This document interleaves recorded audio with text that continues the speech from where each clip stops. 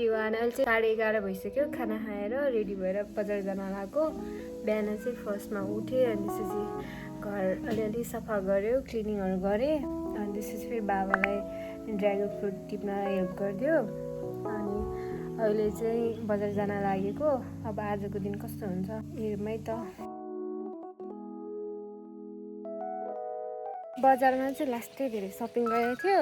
म, मम्मी अनि एल्ना थियो। अनि यति धेरै सपिङ गरेको थियो, यति धेरै कहाँ गयो। अनि त्यही हो, सबैको सामान यति धेरै थियो, हातमा सामान ठाउँ पनि थिएन। भिडियो गर्न चाहिँ टाढाको कुरा, त्यही भएर भिडियो नै गरेन। अनि एल्नाको चाहिँ सामान अलिक धेरै थियो, त्यही भएर म एल्नालाई पुऱ्याउन एल्ना घरतिर आएको थिएँ। अनि अब चाहिँ म घर फर्किँदैछु। बाटो चाहिँ पानी परेर यस्तो भएको छ। यस्तो पहिला चाहिँ हामी एकताको यो टोलमा बसेको थियो। अनि यो टोलमा चाहिँ एकदमै धेरै मेमोरिजहरू छ जे होस्। अनि अहिले चाहिँ कति धेरै चेन्ज भइसकेको छ। सबैसँग घर बनाएको छ।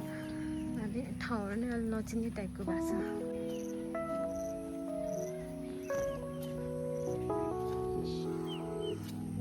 यो टोल त कस्तो चेन्ज भएको रहेछ पहिलाभन्दा।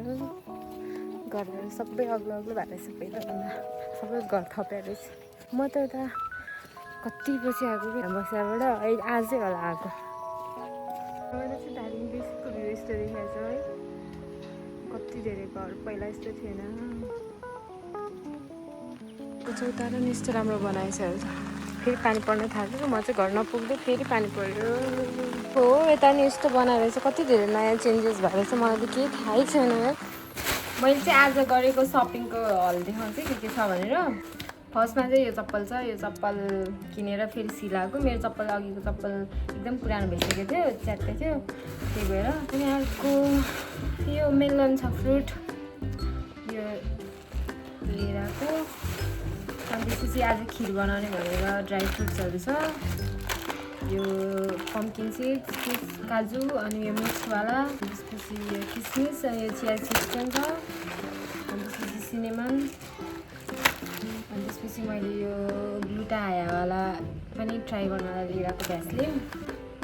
मैले घरमा बस्न लगाउनलाई सर्ट्स लिएर छु। त्यति हो।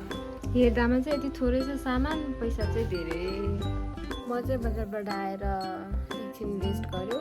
अनि अस्तिको ब्लग एडिट गरेँ। अब त्यो पोस्ट गर्छु होला। अहिले चाहिँ 3:30 भइरहेछ। अनि अब के गर्छ, अब चाहिँ अलि राम्रै भिडियो बनाउन ट्राई गर्छु। अघि त के भयो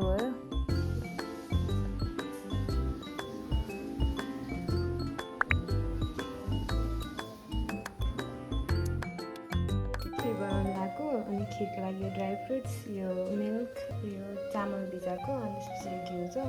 अब आज मैले खिर बनाउँछु।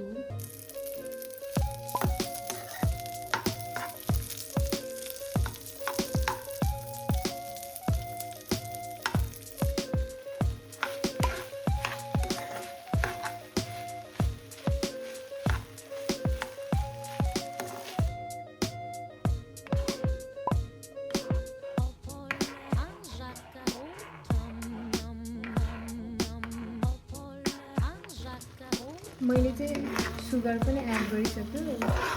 3 चम्चा जति। धेरै बुझेर पनि बनाउँछु। सबैलाई धेरै मन पर्दैन।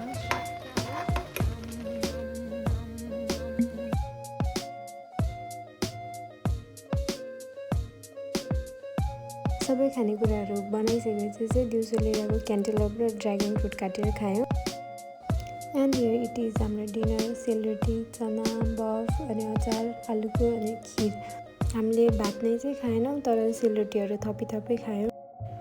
सबैजनासँगै बसेर खाना खायौँ। यसरी नै साउन सङ्क्रान्ति मनायो हामीले चाहिँ। अनि मोबाइल चलाउँदा रातिको 10 साढे 10 भइसकेको थियो। अनि बल्ल उठेर म चाहिँ स्किन केयर गर्न आएको, मुख धुन आएको।